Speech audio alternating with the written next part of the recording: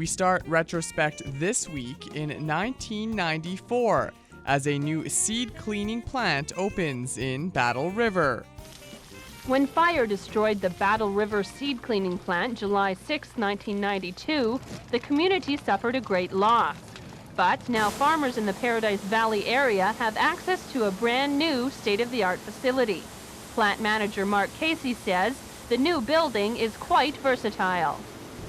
We've added some things to it. We have bigger equipment. We clean approximately 325 bushels an hour in it. We've added spiral separators for cleaning canola. We put in 10 banks, and we can do approximately 160 to 180 bushels of canola an hour. And in the bins overhead, we put in bean ladders for cleaning pulse crops. The process of getting seed from truck to truck is now more involved and more efficient. When they come in, we weigh the grain, dump it in the receiving pit in the main driveway, and it goes up the receiving leg into holding bins overhead, and then it drops down from there by gravity into either the bearder or the indent machine. If there's lots of unthrashed heads and stuff in it, we run it through the bearder first to knock them out. Otherwise it goes into the indent, and basically it scalps the rough stuff off. And from there it drops down to the air and screen machine, which screens out the light and skinny grain.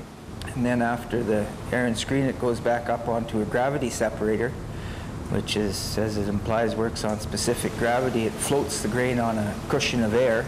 The heavy stuff goes to the bottom and climbs the screen and goes to good seed. And any light stuff, or if there's any weed seeds or anything left, they float off the top and go back to screening. Since the plant is a cooperative, members have control over the operation.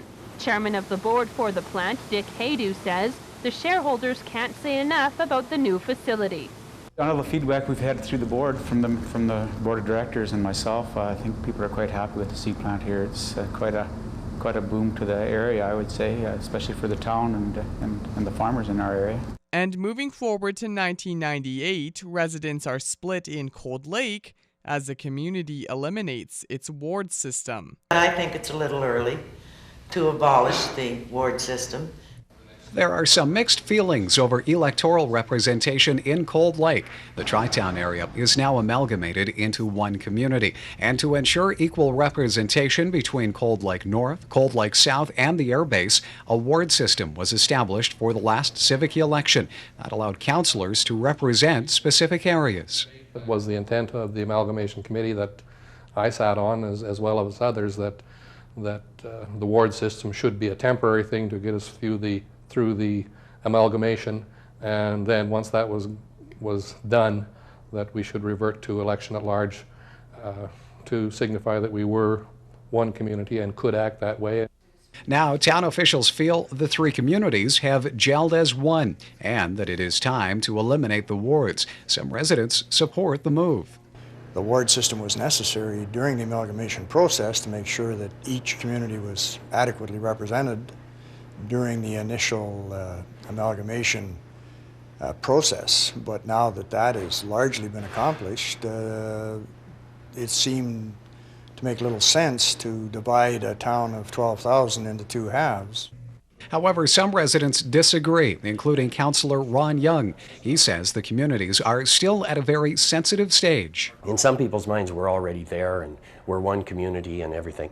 But in a lot of the residents' minds, they still call Cold Lake South Grand Center and they still call Cold Lake North Cold Lake. And so we're not there yet. A majority of councillors voted in favor of eliminating the wards and are confident of their decision. I think that anything that we can do to eliminate the barriers between the communities can only enhance the feeling of being one community instead of being three communities that have artificially been put together. And that's it for this week's edition of Retrospect.